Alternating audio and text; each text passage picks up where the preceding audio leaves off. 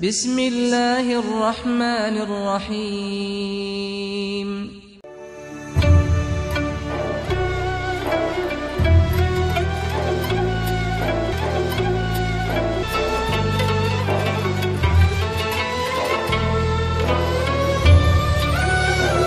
اعوذ باللہ من الشیطان الرجیم، بسم اللہ الرحمن الرحیم، الحمدللہ رب العالمین، الصلاۃ والسلام علی اشرف الانبیاء والمرسلین، سیدنا و مولانا ابی القاسم مصطفیٰ محمد وعلی اہل بیتہ الطیبین الطاہرین المعصومین، لا سیما بقیت اللہ فی الارضین، روحی و ارواحنا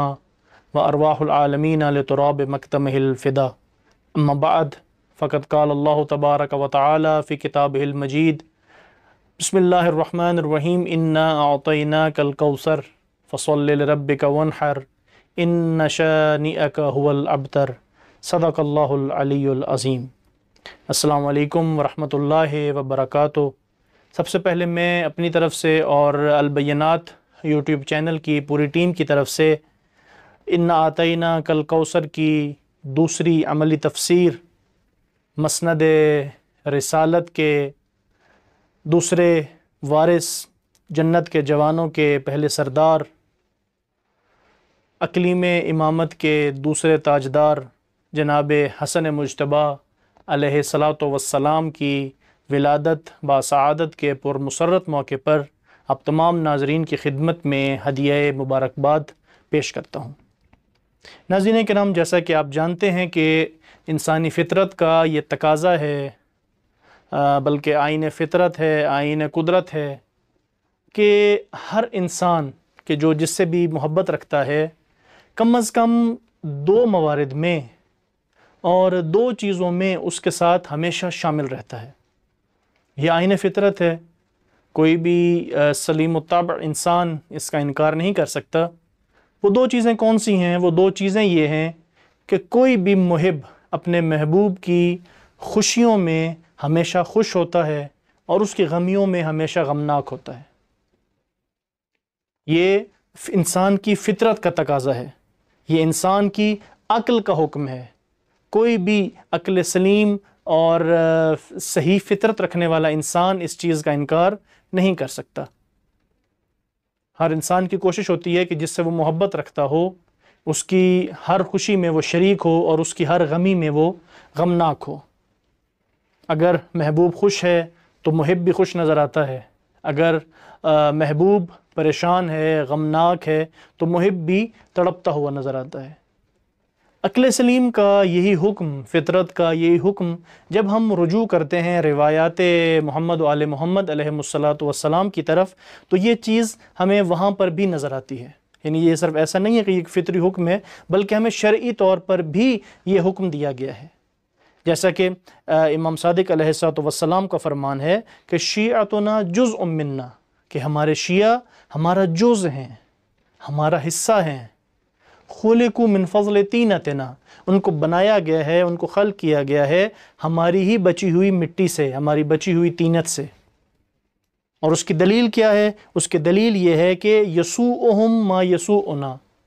جو چیز ہمیں پریشان کرتی ہے، جو چیز ہمیں غمناک کرتی ہے، وہی چیز ان کو بھی پریشان کرتی ہے۔ یعنی جب ہم پریشان ہو جائیں، ہم اہل بیت کبھی غمناک ہو جائیں، تو ہماری اس غم کی وجہ سے ہمارے ماننے والے بھی غمناک ہو جاتے ہیں۔ اور دوسری نشانی کیا ہے؟ وَيُسُرُّهُمْ مَا يَسُرُّنَا، کہ جو چیز ہمیں خوش کرے،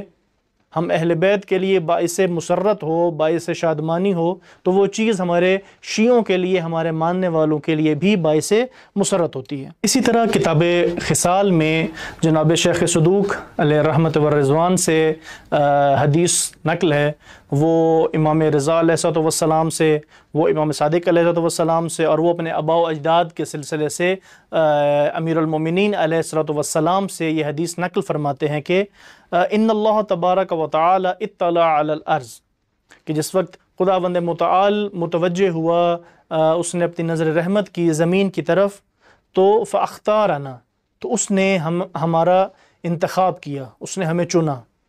واختار لنا شیعۃ، اور پھر ہمارے لیے انتخاب کیے ہمارے شیعہ، ہمارے ماننے والے، ینصروننا، اب وہ ان شیعوں کی کوالٹیز کیا کیا ہیں، ان شیعوں کی صفات کیا کیا ہیں؟ پہلی صفت کہ وہ جب ہمیں کبھی ضرورت ہو تو ہماری مدد کرتے ہیں، ہماری نصرت کرتے ہیں۔ وَيَفْرَحُونَ لِفَرَحِنَا، اور پھر جب ہمارے لیے کوئی خوشی کا مقام ہو، ہمارے لیے کوئی چیز، کوئی امر باعث خوشی اور مسرت ہو تو وہ ہماری خوشیوں میں خوش ہوتے ہیں۔ وَيَحْزَنُونَ لِحُزْنِنَا، اور ہماری پریشانیوں میں اور ہماری مختلف مصائب کے اندر وہ ہمارے غموں میں ہمارے ساتھ شریک ہوتے ہیں۔ وَيَبْذُلُونَ أَمْوَالَهُمْ وَأَنفُسَهُمْ فِينَا، اور پھر اپنے مالوں کو خرچ کرتے ہیں اور ضرورت پڑنے پر اپنی جانوں کو قربان کرتے ہیں ہمارے لیے۔ أُولَٰئِكَ مِنَّا وَإِلَيْنَا، اور یہی شیعہ، یہی ہمارے ماننے والے ایسے ہیں کہ جو ہم میں سے ہیں اور جن کا رجوع بھی ہماری طرف ہے اور وہ ہماری طرف ہی پلٹیں گے۔ تو ناظرین، واضح ہو گیا کہ ہم جو جشن مناتے ہیں یا ہم جو مجالس عزا مناتے ہیں، یہ ہمارا ایک تو عقلی اور فطری حق ہے ہمارا، اور اس کے ساتھ ساتھ یہ شرعی فریضہ بھی ہے، کیونکہ روایات کے اندر شرعاً معصومین علیہم السلام نے شیعہ کہا ہی اسی کو ہے کہ جو ہمارے امور میں ہماری اتباع کرے، ہماری خوشیوں میں خوش ہو اور ہمارے غموں میں غمناک ہو۔ یہ عقل سلیم کا بھی تقاضا ہے، یہ فطرت سلیم کا بھی تقاضا ہے، اور یہ شرعی حکم ہے، اور کسی کو بھی اس حکم سے یارائے انکار نہیں ہے مگر وہ کہ جس کی یہ عقل مفقود ہو چکی ہو یا جس کی فطرت مسخ ہو چکی ہو، کہ پھر اس کی نظر میں میلاد معصومین بھی بدعت نظر آتی ہیں اور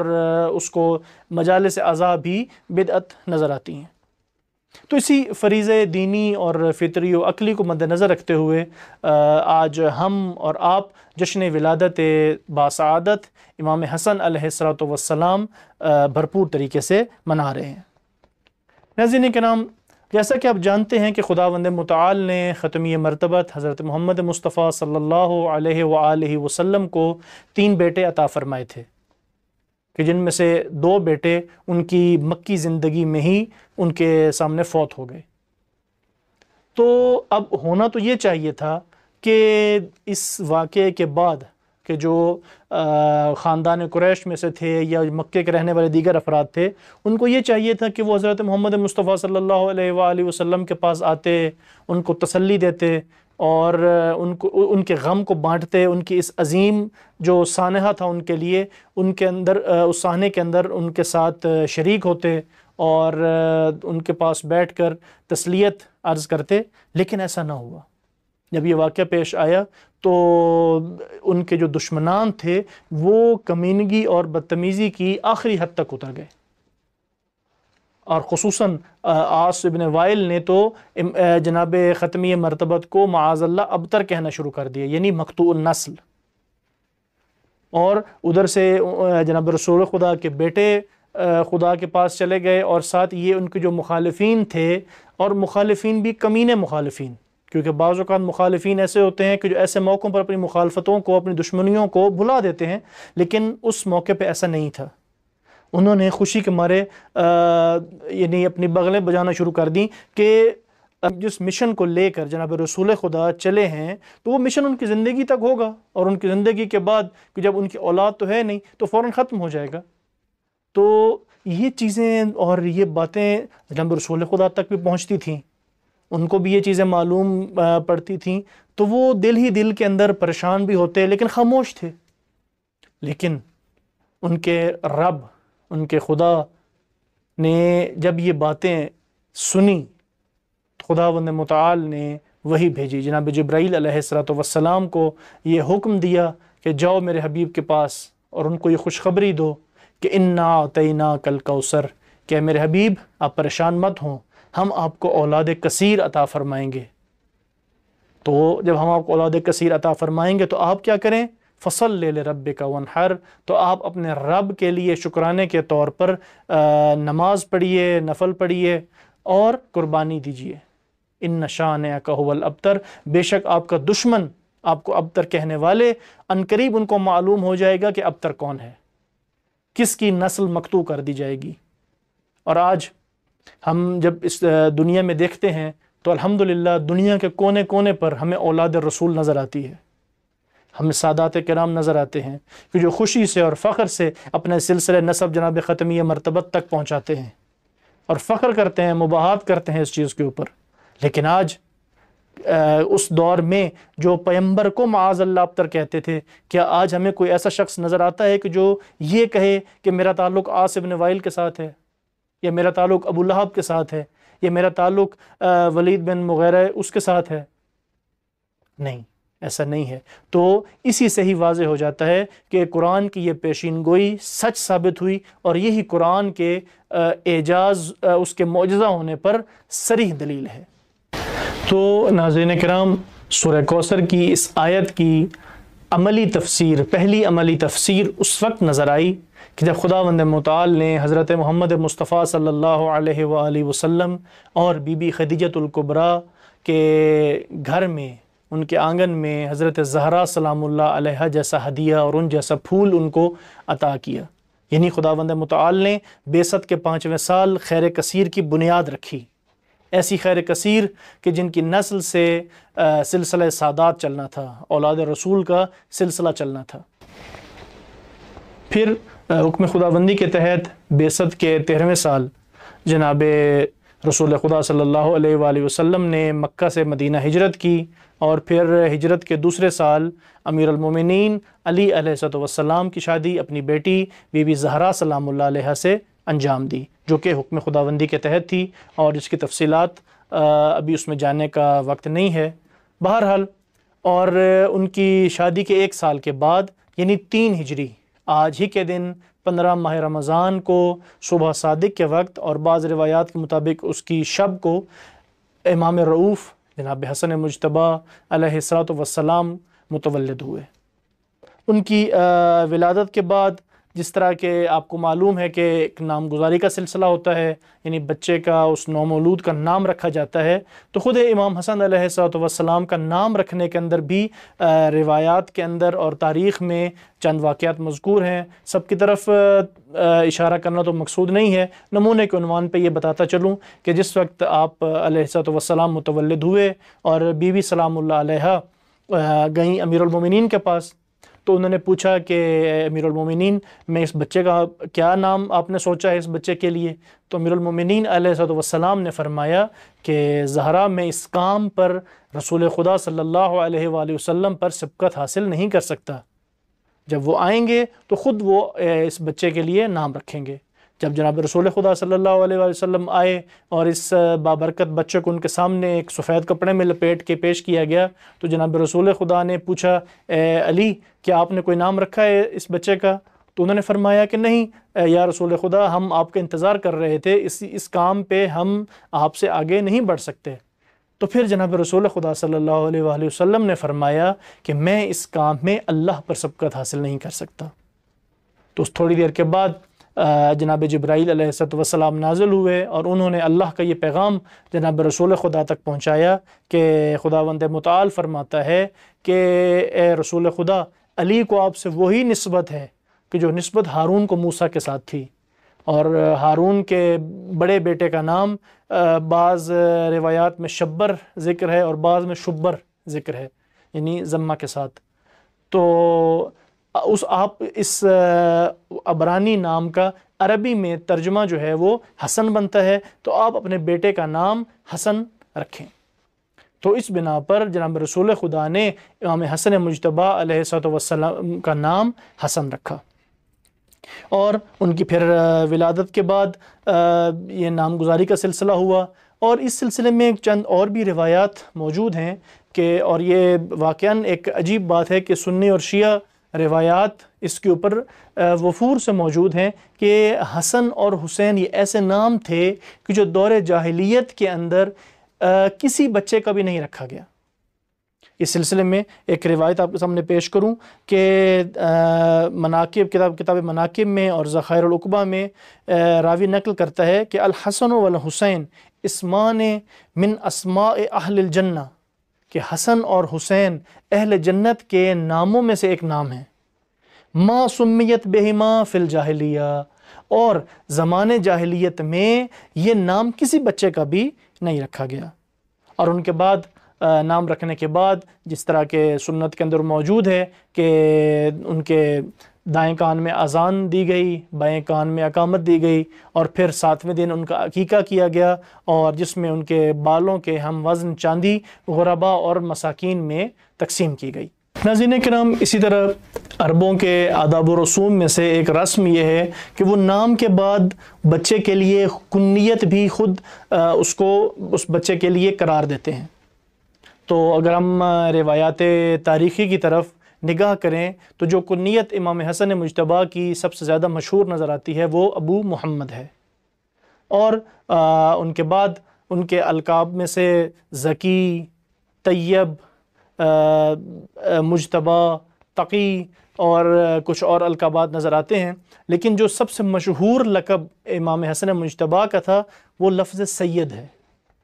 اور یہ لقب ایسا ہے کہ جو خود رسول خدا صلی اللہ علیہ وآلہ وسلم نے اپنے بیٹے کو دیا۔ کتاب کشف الغمہ کے اندر مرحوم اربلی نقل کرتے ہیں کہ جناب رسول خدا صلی اللہ علیہ وآلہ وسلم نے فرمایا کہ ان ابنی ھذا سید، کہ میرا یہ بیٹا سید و سردار ہے۔ اسی اور اس کے علاوہ باقی مشہور روایات، مثلا الحسن والحسین سیدہ شباب اہل الجنہ، کہ حسن اور حسین میرے دونوں بیٹے اہل بہشت کے جوانوں کے سردار ہیں۔ تو اسی طریقے سے کتاب اسد الغابہ کے اندر ابن اسیر کہتے ہیں کہ وَأَيُّ شَرَفٍ أَعْظَمُ مِنْ شَرَفِ مَنْ سَمَّاهُ رسول اللہ سیدہ، کہ کون سا شرف اور کون سی عزت اور کون سی تکریم اس سے بہتر ہے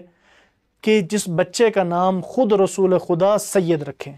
سردار رکھیں۔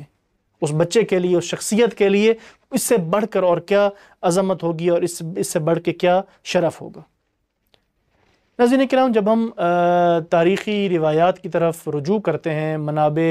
تاریخی کی طرف رجوع کرتے ہیں، تو جناب رسول خدا صلی اللہ علیہ وآلہ وسلم اور امام حسن مجتبیٰ کے درمیان ایک عجیب محبت نظر آتی ہے، ایک عجیب عشق نظر آتا ہے ان دونوں کے درمیان۔ تقریباً 7.5 برس امام حسن علیہ السلام نے جناب رسول خدا کے ساتھ گزارے، اور اگر یہ کہا جائے کہ یہ مرحلہ، یہ زندگی کا حصہ ہی امام حسن مجتبیٰ علیہ السلام کا سب سے بہترین مرحلہ تھا تو بے جا نہیں ہوگا۔ بخاری اور مسلم کے اندر روایات موجود ہیں کہ راوی کہتا ہے کہ رأیت النبی، میں نے دیکھا نبی صلی اللہ علیہ وآلہ وسلم کو، کہ والحسن علی عاتقہ، کہ امام حسن علیہ السلام ان کے کندھوں پہ سوار تھے، اور ساتھ ساتھ کیا فرما رہے تھے جناب رسول خدا کہ اللہم انی احبہ، اے میرے اللہ میں اپنے اس بچے سے بہت محبت رکھتا ہوں، فاحبہ، اے میرے اللہ آپ بھی اس بچے سے محبت رکھیں۔ اسی طرح کتاب کنز العمال کے اندر بی بی عائشہ سے یہ روایت ہے کہ ان النبی کان یاخذ حسنا، کہ جناب رسول خدا امام حسن مجتبیٰ کو پکڑ لیتے تھے، فیضمہ الیہ، اور پھر ان کو اپنے ساتھ بھینچ لیتے تھے، ان کو اپنے گلے سے لگا لیتے تھے، ان کو اپنے سینے سے لگا لیتے تھے۔ ثم یقول، اور پھر کیا کہتے تھے، اللہم ان ھذا ابنی، کہ اے میرے اللہ یہ میرا بیٹا ہے، وانا احبہ، میں اس سے محبت رکھتا ہوں، فاحبہ، اور تو بھی اس سے محبت رکھ، اور اس سے بڑھ کر واحب من یحبہ، اور جو بھی اس حسن سے محبت کرے میرے اللہ تم بھی اس سے محبت کر۔ کتنا ایک عظیم شرف ہے، کتنے ایک عظیم عظمت ہے امام حسن مجتبیٰ کی، کہ خود نہ صرف جناب رسول خدا ان سے محبت رکھتے ہیں بلکہ اللہ سے بھی یہ دعا کر رہے ہیں، اور نہ صرف محبت کی دعا بلکہ اس شخص سے محبت کی دعا بھی کر رہے ہیں کہ جو شخص امام حسن مجتبیٰ سے محبت کرے۔ ناظرین کرام، جناب رسول خدا صلی اللہ علیہ وآلہ وسلم کی محبت اپنے نواسے امام حسن مجتبیٰ علیہ السلام کے ساتھ اس درجے پر تھی کہ ان کو اپنے لیے ریحانہ کہتے تھے، یعنی اپنے لیے ایک خوشبو والا پھول قرار دیتے تھے امام حسن مجتبیٰ علیہ السلام کو۔ سنی اور شیعہ منابع میں کثرت کے ساتھ یہ روایات نقل ہیں کہ جس میں جناب رسول خدا نے ان الفاظ کے ساتھ اپنے بیٹے، اپنے نواسے کی توصیف کی ہے۔ معجم طبرانی میں روایت ہے کہ صحابی رسول جناب ابو ایوب انصاری نقل کرتے ہیں کہ دخلت علی رسول اللہ صلی اللہ علیہ وآلہ وسلم، کہ میں گیا جناب رسول خدا کے پاس، والحسن والحسین رضی اللہ عنہما یلعبان بین یدیہ وحجرہ، کہ امام حسن اور امام حسین جناب رسول خدا کے سامنے، ان کے پہلو میں، ان کی گود میں کھیل رہے تھے۔ فقلت یا رسول اللہ، میں نے پوچھا جناب رسول خدا سے کہ یا رسول خدا اتحبہما، کہ اے رسول خدا کیا آپ ان دونوں سے بہت محبت رکھتے ہیں؟ قال، تو جناب رسول خدا نے فرمایا وَكَيْفَ لَا أُحِبُّهُمَا، کہ میں کیسے ان سے محبت نہ رکھوں، میں کیسے ان کو اپنا دوست نہ رکھوں۔ وَهُمَا رِحَانَتَايَ مِنَ الدُّنْيَا، یہ دونوں میرے لیے میری دنیا کے دو پھول ہیں، خوشبودار پھول ہیں۔ اشمہما، اور یہ ایسے پھول ہیں کہ جن کو میں سونگھتا ہوں، اور ان کو سونگھ کے، ان کی خوشبو کو حس کر کے میں لطف حاصل کرتا ہوں۔ اسی طرح منابع اہل سنت میں ذہبی نے حضرت ابو بکر سے یہ روایت کی ہے کہ آپ صلی اللہ علیہ وآلہ وسلم نے امام حسن کے بارے میں فرمایا کہ انہو ریحانتی من الدنیا، کہ یہ یعنی حسن اس دنیا میں میرے لیے خوشبودار پھول کی مانند ہے۔ وَإِنَّ ابْنِ حَاذَا سَيِّدٌ، اور میرا یہ بیٹا سید و سردار ہے۔ جناب حاکم نشاپوری مستدرک صحیحین میں نقل فرماتے ہیں کہ راوی کہتا ہے کہ ایک بار رسول خدا صلی اللہ علیہ وآلہ وسلم ہمارے پاس آئے، اور وہ اس حال میں تھے کہ امام حسن مجتبیٰ علیہ السلام کو انہوں نے اٹھایا ہوا تھا۔ تو ایک شخص نے یہ منظر دیکھا اور پوچھا کہ امام حسن سے کہا کہ نعم المرکب رکبت یا غلام، کہ یہ اے نوجوان، اے بچے، تو کتنی بہترین سواری ہے کہ جس پر آپ سوار ہیں۔ یہ سننا تھا کہ جناب رسول خدا نے فرمایا کہ اے پوچھنے والے، تم یہ تو کہہ رہے ہو کہ سواری کتنی بہترین ہے، لیکن یہ کیوں نہیں کہتے کہ وہ نعم الراکب ہوا، کہ جو اس میرے کندھوں پہ جو سوار ہے وہ راکب، وہ سوار کتنا بہترین ہے، وہ کتنا بلند مرتبہ ہے۔ تو یہ تھی محبت جناب رسول خدا کو اپنے بیٹے امام حسن مجتبیٰ سے۔ اور پھر صاحب مستدرک کہتے ہیں کہ یہ روایت بالکل صحیح ہے، اور متنن بھی اور سندن بھی۔ تو ناظرین کرام، یہ تو تھے جناب رسول خدا صلی اللہ علیہ وآلہ وسلم کے اپنے بیٹے، اپنے نواسے امام حسن مجتبیٰ کے ان کے ساتھ محبت کے کچھ نمونے جو میں نے آپ کے سامنے بیان کیے۔ ممکن ہے کسی کے ذہن میں یہ سوال آئے کہ یہ عموماً نانا اور دادا ان کی اپنی نواسوں اور پوتوں کے ساتھ محبت جو ہے وہ ہمیشہ زیادہ ہوتی ہے، اور یہ طبیعی ہے، انسان کی فطرت میں شامل ہے، تو اس محبت کو آپ فضیلت کس طرح شمار کرتے ہیں؟ تو یہاں پر میں یہ کہنا چاہوں گا کہ جس طرح جناب رسول خدا صلی اللہ علیہ وآلہ وسلم کا کوئی کام بھی حکمت سے خالی نہیں ہوتا، ان کا کوئی کام بھی وحی الہی کے بغیر وہ نہیں انجام دیتے، جو خود وما ینطق عن الہوا کے مصداق ہیں، تو کیسے ممکن ہے کہ ان کا یہ محبت والا فعل جو ہے وہ بغیر حکمت کے ہو؟ کیسے ممکن ہے ان کی یہ جو والہانہ محبت ہے امام حسن مجتبیٰ کے ساتھ، اس کے اندر کوئی حکمت پوشیدہ نہ ہو؟ اس کی حکمت ہے۔ اس کی حکمت یہ ہے کہ جو بعض روایات میں جناب رسول خدا نے خود فرمایا کئی جگہ پر کہ ان کی وجہ سے خداوند متعال نے مشن حضرت رسول خدا کو زندہ رکھنا ہے۔ کل یہی حسن مجتبیٰ ہوں گے، کل یہی حسین شہید کربلا ہوں گے کہ جن کی وجہ سے جناب رسول خدا کا مشن، قرآن پاک کے اہداف، قرآن کی جو منزل ہے وہ حاصل ہو سکتی ہے، دین کو بچایا جا سکتا ہے، شریعت محمدی کو بچایا جا سکتا ہے۔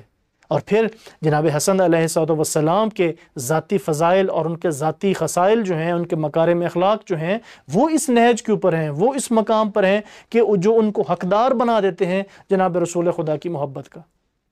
جناب رسول خدا کی محبت فقط ایک یعنی ایک نانا اور نواسا والی محبت نہیں ہے، بلکہ ان کی محبت کا انداز جو ہے کہ جس کے چند نمونے میں نے روایات کی شکل میں آپ کے سامنے بیان کیے، وہ محبت کا انداز اس بات کا گواہ ہے کہ وہ محبت عام نہیں ہے، بلکہ اس محبت کے اندر خاص حکمت پوشیدہ ہے۔ امام حسن علیہ السلام کے ذاتی فضائل، ان کے مکارم اخلاق، ان کے خصائل و شمائل اتنے بلند مرتبہ ہیں اور اتنے وسیع ہیں، یہ موضوع اتنا وسیع ہے کہ اس کو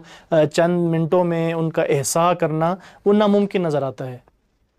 جناب شیخ صدوق علیہ الرحمہ اپنی کتاب امالی میں امام صادق علیہ السلام سے یہ روایت کرتے ہیں کہ آپ نے فرمایا کہ حسن ابن علی اپنے زمانے کے زاہد ترین افراد میں سے تھے،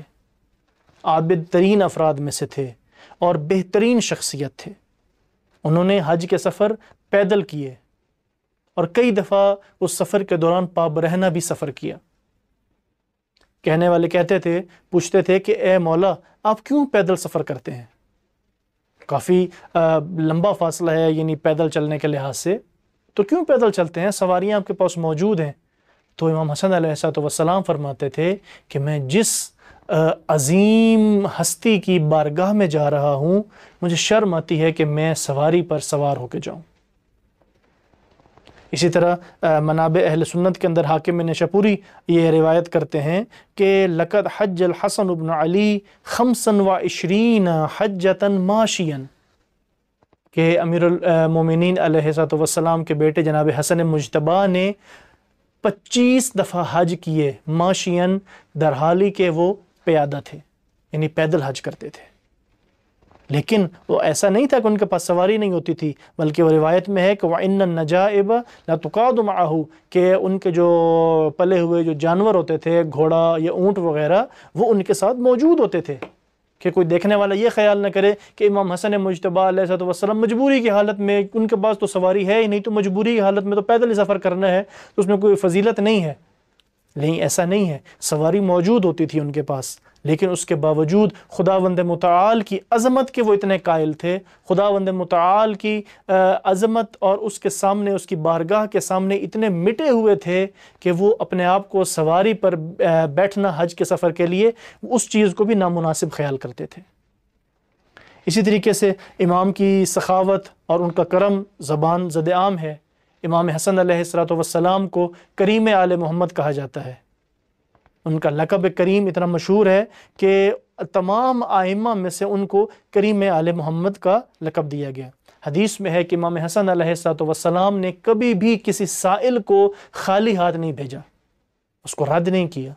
اپنی استطاعت کے مطابق جتنا ان کے پاس ہوتا وہ اس سائل کو دے دیتے۔ بعض روایات کے اندر ملتا ہے کہ امام حسن علیہ السلام نے اپنی زندگی میں 2 دفعہ یا بعض روایات میں ہے 3 دفعہ اپنا سارے کا سارا مال راہ خدا میں خرچ کر دیا۔ ان کا دسترخوان مشہور تھا کہ جس میں، لیکن وہ دسترخوان ایسا نہیں تھا کہ جو ہمارے دسترخوانوں کی طرح ہوتا ہے کہ جس میں ہم لوگ کوشش کرتے ہیں کہ عمراء اور معاشرے کے جو ویل سیٹلڈ افراد ہیں ان کو دعوت دی جائے تاکہ کل کلاں ان سے ہم اپنا کام نکلوا سکیں۔ نہیں، امام حسن علیہ السلام کا دسترخوان ایسا نہیں ہوتا تھا، بلکہ ان کا دسترخوان پر ہوتا تھا یتیموں سے، مسکینوں سے، غرباء سے، مسافروں سے اور ان جیسے افراد سے۔ اور کئی واقعات اس سلسلے مشہور ہیں کہ اگر میں ان کو بیان کروں تو وقت جو ہے وہ اس کا تقاضا نہیں کرتا۔ صرف ایک بیان کروں کہ ایک دفعہ امام حسن علیہ السلام سے کسی نے پوچھا کہ اے مولا آپ کسی بھی فقیر کو خالی ہاتھ نہیں بھیجتے۔ بعض اوقات ایسا ہوتا ہے کہ کوئی فقیر یعنی اس کے پاس کچھ موجود ہوتا بھی ہے لیکن آپ نے کبھی تحقیق نہیں کی، یا کوئی جو بھی چیز مانگتا ہے آپ اس کو عطا کر دیتے ہیں، کیا وجہ ہے اس کی؟ تو امام حسن علیہ السلام نے جو جواب دیا وہ ہمارے اور آپ کے لیے مشعل راہ کی حیثیت رکھتا ہے۔ امام علیہ السلام فرماتے ہیں کہ انی للہ سائل، کہ میں خود حسن مجتبیٰ اللہ کی بارگاہ میں سائل ہوں، مانگنے والا ہوں اللہ کی بارگاہ سے۔ وفیہ راغب، میری تمام تر توجہ اللہ کی بارگاہ میں ہے۔ وَأَنَا أَسْتَحْيِي أَنْ أَكُونَ سَائِلًا وَأَرُدَّ سَائِلًا، اور مجھے شرم محسوس ہوتی ہے، مجھے شرمندگی محسوس ہوتی ہے کہ میں خود تو اللہ کی بارگاہ میں سائل ہوں اور اگر کوئی میرے سے مانگنے آ جائے اس کو میں خالی ہاتھ بھیج دوں۔ پھر اسی روایت کے آگے امام علیہ السلام فرماتے ہیں کہ اللہ نے میری عادت ایسی بنا دی ہے کہ میں اللہ کی طرف، اللہ کی بارگاہ میں سوالی ہوں، اللہ سے مانگتا ہوں، اور اللہ کی عادت یہ ہے کہ وہ میرے سوال کو کبھی رد نہیں کرتا۔ تو کیسے ممکن ہے کہ اگر کوئی مجھ سے سوال کرے تو میں اس کو رد کر دوں؟ امام حسن علیہ السلام کے مکارم اخلاق پر گفتگو کرنے کے لیے ہمارے پاس الفاظ کم ہیں، لیکن ان کے اخلاق اتنے زیادہ ہیں کہ ہم ان کا احصاء نہیں کر سکتے۔ بس پروگرام کے آخر میں امام حسن علیہ السلام کی ذات والا صفات کے حلم اور ان کی بردباری اور ان کی برداشت کا ایک نمونہ آپ کے سامنے نقل کرتا ہوں اور آپ سے اجازت چاہوں گا۔ سنی اور شیعہ منابع میں یہ نقل ہوا ہے کہ ایک دفعہ ایک اہل شام میں سے ایک مسافر مدینہ آیا. اس نے امام حسن کو پہلے جانتا نہیں تھا، دیکھا ہوا نہیں تھا. تو جب وہ مدینہ آیا تو اس نے دیکھا کہ ایک عظیم الشان شخصیت تشریف فرما ہے اور لوگ ان کے پاس آ جا رہے ہیں، اور ان کی چہرے سے اور ان کی صورت مبارکہ سے ایک ہیبت اور ایک رعب جو ہے وہ نظر آ رہا ہے. تو وہ اس شخص نے کسی سے پوچھا کہ یہ کون ہے؟ تو اس نے جواب دیا کہ کیا تم نہیں جانتے ان کو؟ یہ حسن ابن علی ابن ابی طالب ہیں. تو وہ شخص کہتا ہے کیونکہ وہ جو شام سے آیا وہ شخص تھا، وہ بنو امیہ اور امیر شام کے جو پروپیگنڈا مشینری تھی اس کا بہت شدید طریقے سے ان کا شکار تھا، اور امیر المومنین علیہ السلام سے خصوصی بغض رکھتا تھا. جب اس نے سنا کہ یہ امیر المومنین کا بیٹا ہے جو سامنے بیٹھا ہے تو اس سے رہا نہیں گیا. اس نے اپنی زبان سے گستاخی کرنا شروع کی. خود امیر المومنین علیہ السلام کے بارے میں، نعوذ باللہ امام حسن کے بارے میں، جناب ابو طالب کے بارے میں اس نے نازیبہ کلمات کو ادا کرنا شروع کیا. امام حسن علیہ السلام چپ کر کے سنتے رہے. جب اس شخص نے اپنے ان نازیبہ کلمات اور اپنی ان جو اس کے یہ جو بدتمیزی پر مشتمل اس کے جو یہ الفاظ تھے، جب اس نے ان کو ختم کیا تو امام حسن علیہ السلام کے چہرے پر ذرہ بھر بھی غصہ نہیں تھا. امام حسن علیہ السلام نے مسکرا کے اس شخص سے پوچھا کہ احسبک غریبا، کہ میرا گمان ہے کہ تو اس شہر میں نیا ہے، میرا خیال ہے کہ تو اجنبی ہے. پھر فرمایا کہ فَإِنْ احتجت إِلَى مَنْزِلٍ أَنزَلْنَاكَ، اگر تجھے گھر کی ضرورت ہے، منزل کی ضرورت ہے تو ہمارا گھر حاضر ہے. أَوْ مَالٍ أَعْطَيْنَاكَ، یا اگر تجھے مال کی ضرورت ہے، تجھے کوئی مال و متاع چاہیے، تو مقروض ہے، تجھے کوئی چیز چاہیے زندگی کو گزارنے کے لیے، تو أَعْطَيْنَاكَ، ہم تمہیں عطا کریں گے. إِن كُنْتَ جَائِعًا أَشْبَعْنَاكَ، اور اگر تو بھوکا ہے تو ہم تیرا پیٹ بھرتے ہیں، تجھے کھانا کھلاتے ہیں. إِن كُنْتَ عُرْيَانًا أَكْسَوْنَاكَ، اگر تو عریان ہے، اگر تیرے پاس لباس کی کمی ہے تو ہم تمہیں لباس دیتے ہیں. إِن كُنْتَ مُحْتَاجًا أَغْنَيْنَاكَ، اور اگر تم محتاج ہے تو ہم تمہیں غنی کرتے ہیں، تمہیں مال و متاع دیتے ہیں. امام یہ جملات فرماتے جا رہے تھے اور ادھر اس مرد شامی کا رنگ اڑتا جا رہا تھا. اس کی عجیب طبیعت اس کی ہونے لگ گئی، عجیب سا اس کا مزاج کے اندر تغیر ایجاد ہونا شروع ہو گیا. ادھر مولا کا کلام ختم ہوا، ادھر مرد شامی کا گریہ شروع ہوا، اور وہ اتنا رویا، روایات تاریخی کے اندر موجود ہے، منابع شیعہ سنی موجود ہے کہ وہ اتنا رویا کہ وہ امام حسن علیہ السلام کے قدموں میں گر گیا، اور پھر اپنی انہیں روتی ہوئی آنکھوں سے کہنے لگا اور ایک جملہ کہا کہ اشہد انک خلیفۃ اللہ فی ارضہ، کہ میں گواہی دیتا ہوں کہ آپ اللہ کے خلیفہ ہیں اللہ کی زمین پہ. اور پھر کہتا ہے کہ اللہ اعلم حیث یجعل رسالتہ، کہ اللہ ہی عالم ہے، اللہ ہی بہتر جانتا ہے کہ اس منصب رسالت اور منصب وصایت و ولایت کو کس گھر میں رکھے.